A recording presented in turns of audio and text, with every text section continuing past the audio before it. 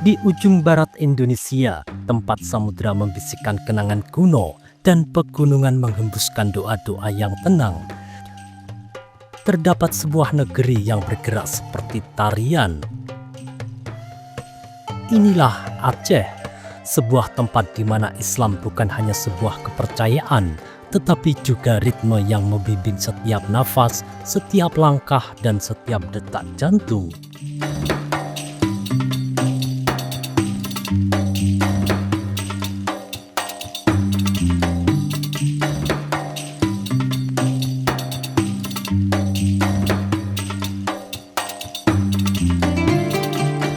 Dimanapun kita melangkah, baik menyusuri pantai yang indah, menatap megahnya Masjid Raya Baitur Rahman, atau menjelajahi desa-desa yang tenang, kita akan merasakan kehadiran nilai-nilai Islam yang begitu kental. Aceh adalah kisah tentang sejarah yang megah, iman yang mendalam, dan manusia yang hidup dengan keteguhan hati. Ia adalah pintu masuk Islam bagi Nusantara dan tetap menjadi simbol kekuatan spiritual bangsa ini. Aceh adalah salah satu wilayah yang dikenal sebagai gerbang masuk Islam ke Nusantara.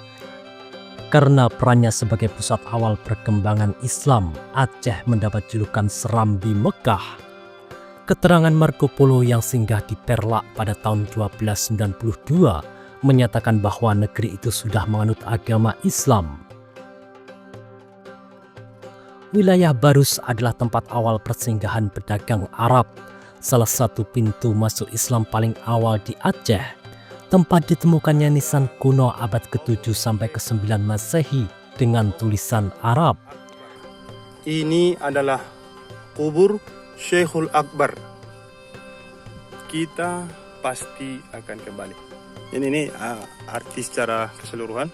Dunia hanya kenangan dan kita pasti akan kembali.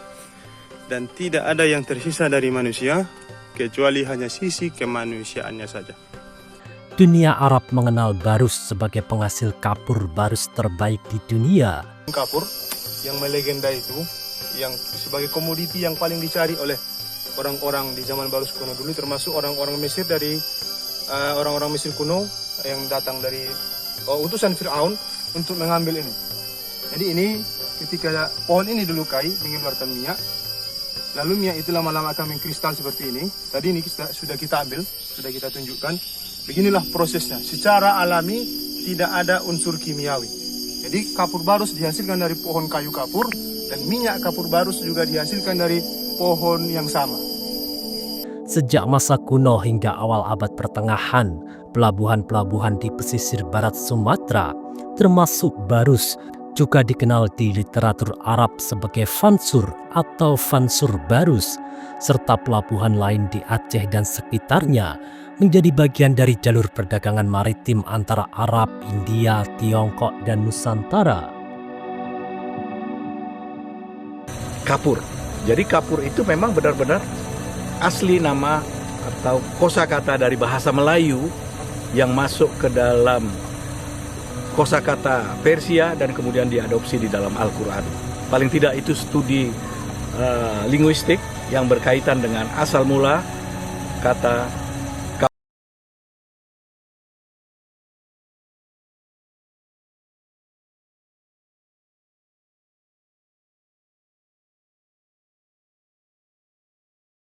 Dikenal ribuan tahun dan itu berasal dari hutan-hutan purba ini.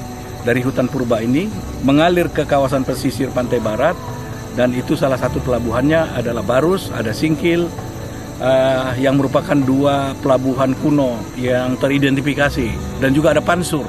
Ya. Jadi ada Singkil, ada Barus, ada Pansur. Disebut dalam kitab dan catatan Arab menyebut Barus sebagai daerah yang makmur, terkenal, dan menjadi tujuan para pedagang Arab sejak era sangat awal, bahkan sebelum Islam berkembang pesat. Kerajaan Perlak adalah kerajaan Islam pertama di Aceh dan Asia Tenggara, berdiri sekitar 804 Masehi. Berlokasi di Aceh Timur, sekarang Kabupaten Aceh Timur. Raja pertamanya adalah Sultan Alaiddin Sayyid Maulana Abdul Aziz Shah. Diduga lahir dari hubungan dagang antara pedagang Arab Persia dengan masyarakat setempat. Daerah Perlak terkenal sebagai penghasil kayu perlak, yaitu kayu untuk pembuatan kapal, sehingga ramai dikunjungi pedagang Muslim. Kerajaan Islam besar yang berkembang setelah Perlak adalah Kerajaan Samudra Pasai. Antara tahun 1267 sampai 1521 Masehi, Samudra Pasai berada di pesisir Aceh Utara, berdiri sekitar abad ke-13 Masehi. Dengan sultan pertamanya adalah Malik As-Saleh. Kerajaan ini menjadi mercusuar Islam di Asia Tenggara.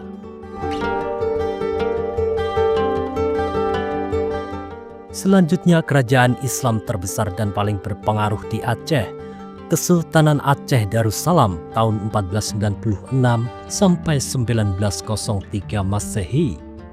Didirikan oleh Sultan Ali Muhayyad Shah, zaman keemasan di bawah Sultan Iskandar Muda pada tahun 1607 sampai 1636. Menjadi kekuatan maritim besar menandingi Portugis dan Belanda. Runtuh setelah ditaklukkan Belanda pada tahun 1903, namun adat dan struktur kesultanannya masih hidup dalam masyarakat Aceh. Pada masa kejayaannya, Aceh terhubung langsung dengan Kesultanan Utsmani Turki, Kesultanan Gujarat dan India, dan Timur Tengah dan Persia. Bantuan militer, ulama, dan teknologi persenjataan dari Turki Utsmani memperkuat posisi Aceh sebagai kekuatan Islam di Asia Tenggara. Dari Acehlah Islam menyebar ke Nusantara, termasuk Malaka Malaysia, Patani Thailand Selatan, Sumatera Barat, Riau, Jawa, dan Malaysia, serta Brunei. Melalui Malaka dan jaringan perdagangan laut, Aceh menjadi pembuka jalan bagi Islam di seluruh kepulauan Melayu. Pada abad ke-16 hingga ke-17 Masehi, Kesultanan Aceh Darussalam menjadi pusat dakwah dan studi Islam terbesar di Asia Tenggara. Ulama-ulama besar bermukim di Aceh dan kitab-kitab dari Makkah, Madinah, Turki hingga Gujarat berseliweran di dayah-dayah Aceh. Sebagai pusat intelektual, Aceh melahirkan banyak ulama yang tak hanya berkiprah di wilayahnya, tetapi juga menyebar ke berbagai penjuru. Beberapa di antaranya menjalin hubungan erat dengan kerajaan-kerajaan Islam di tanah Jawa. Ulama Aceh menjadi bagian dari jaringan penyebaran Islam yang damai, penuh kearifan, dan menyesuaikan diri dengan budaya lokal. Banda Aceh, tempat iman bergerak di jalanan. Aceh dikenal sebagai daerah yang sangat kuat memegang nilai-nilai Islam dari masa lampau hingga hari ini. Banda Aceh terbangun seperti penari yang bangkit dengan dentuman drum pertama.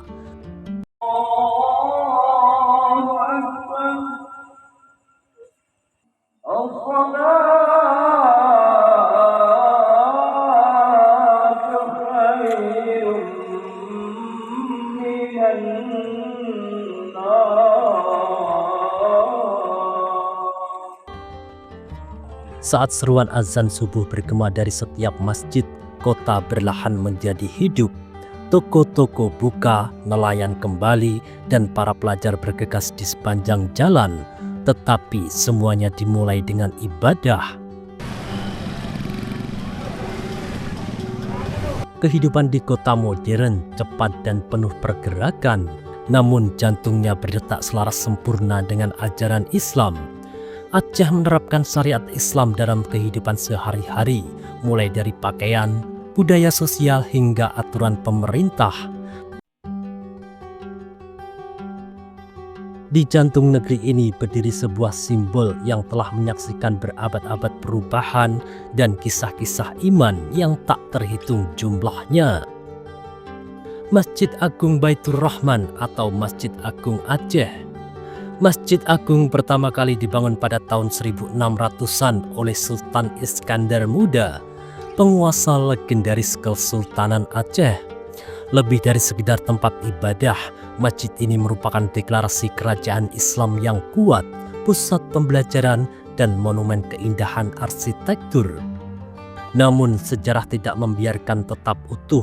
Pada tahun 1873, selama invasi Belanda, masjid tersebut dibakar hingga rata dengan tanah. Sebuah tragedi yang menghancurkan hati rakyat Aceh. Melihat hal ini, Belanda kemudian membangun kembali, berharap untuk mendapatkan kembali kepercayaan penduduk setempat.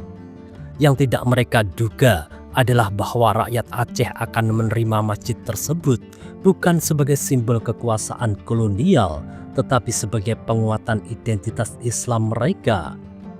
Dengan kubah-kubahnya yang megah, dinding-dinding putih yang cerah, dan lengkungan-lengkungan bergaya Mughal yang elegan, masjid ini berdiri kembali, lebih kuat, lebih megah, dan ditakdirkan untuk menjadi salah satu masjid terindah di Asia Tenggara.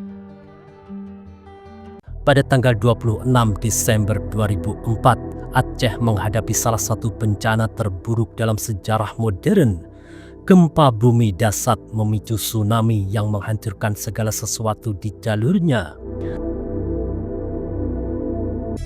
Bangunan-bangunan runtuh, seluruh lingkungan lenyap, dan kehidupan berubah selamanya.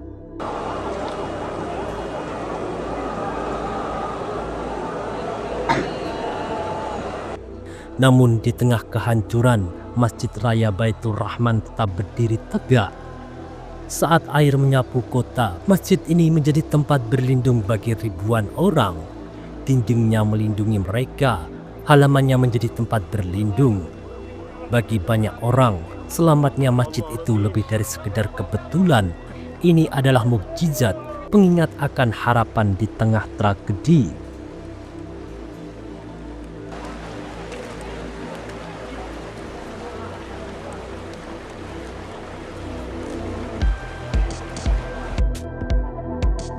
Masyarakat Aceh hidup dalam prinsip adat berada di bawah raja, sementara hukum merujuk pada ulama.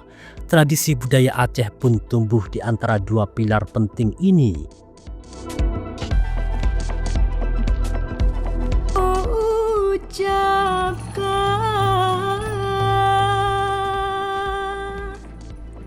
Seni budaya Aceh melegenda bukan hanya karena keindahannya, tetapi karena nilai-nilai Islam yang terkandung di dalamnya.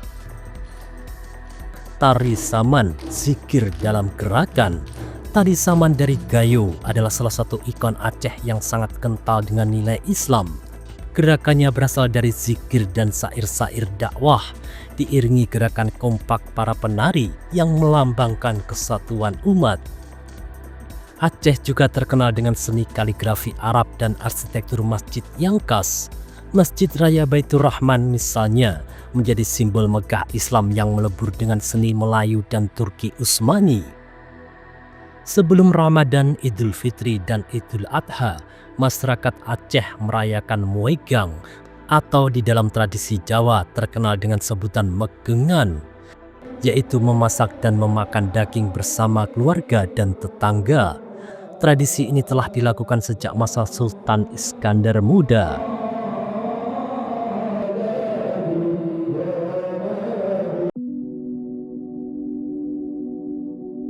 Aceh mempunyai budaya kopi yang sangat kuat. Di setiap kota dan desa, kedai kopi menjadi tempat berkumpul, berdiskusi, dan menghabiskan waktu. Kopi Gayo yang harum menjadi kebanggaan, tidak hanya bagi warga Aceh, tetapi juga terkenal hingga mancanegara. Kini Aceh terus berkembang. Kota-kota seperti Banda Aceh, Lak Sumawe, Melabu, hingga daerah pedalaman tetap berdiri kuat dengan identitas keislaman. Pendidikan modern, infrastruktur, dan sektor wisata tumbuh pesat. Namun semua itu berjalan berdampingan dengan nilai-nilai syariat dan adat Aceh yang kuat. Bagi siapapun yang menjejakkan kaki di Aceh, mereka tidak akan hanya melihat keindahan alam dan megahnya masjid-masjid, tetapi juga akan merasakan cahaya iman yang menyatu dengan kehidupan sehari-hari. Inilah Aceh, tanah yang diberkahi, tanah para ulama, tanah para pejuang, dan tanah dengan jiwa yang selalu dekat dengan Tuhan.